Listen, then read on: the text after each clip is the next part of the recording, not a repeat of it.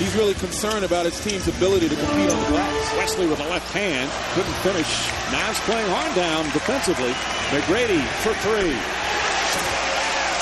And that was made by keeping the ball alive. One of the intangibles for Surrey. He's a very good rebounding guard. Yao with the block shot. And the Rockets look to push. David Wesley again not giving up ground to Jerry Stackhouse on the post stack. Oh, pretty pass from James. And McGrady gives the Rockets a 4-point lead. Playing in the Western Conference, plus playing, they've had 3 different starting point guards this year. Although the Rockets don't care about that, and McGrady knocks that down. Rockets have had 5 different starting point guards this year. Here's McGrady down the other end. And the lead up to 13. Now, I don't think he's feeling those stitches one bit.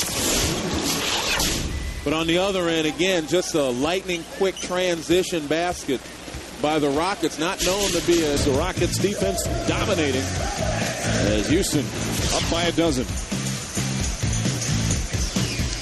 The job the Mavericks have to do is similar to what you just saw. Limit the Rockets to one and done, get out in transition, and try to use the athletes that they have and the shooters that they have. And you got to look at Tracy McGrady. Again, Tracy McGrady, 16 points in 19 minutes, and it's been an easy 16 points, except for getting hit under the chin. But he goes in, gets some stitches, and like the true pro that he is, come back and picks up where he left off. So Tracy McGrady, obviously one of those guys that Dallas has to make sure that they keep an eye on when they're back on defense. Stackhouse now 0 for 7 from the field. And they needed him. We said it at the top line. They needed him to be a force offensively. Well, he came into the game slumping, and he really hasn't done anything, obviously, to change that. Obviously, when you're in a winning situation after being in a losing situation, it's fun to come to work every day. McGrady, he'll agree with that after what happened in Orlando last year. McGrady knocks it down to give up on David Wesley's defense, and that time a stop made it difficult as Stackhouse faded. McGrady inside. Pretty setup from Tracy McGrady, and Yao Ming with his 3rd field goal. Then it becomes much more difficult for John Barrett to even see in any lob situation. Inbound McGrady, and an easy 2.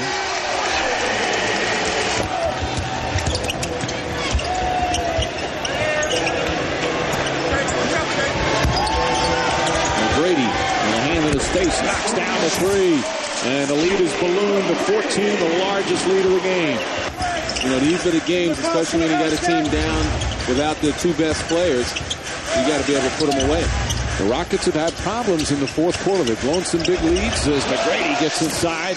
But McGrady now setting up here on the Rockets offensive end. Again, McGrady just tight roping that baseline and gets past Sean Bradley. Just shows you so much. Just saw him inside, now he saw his ability outside.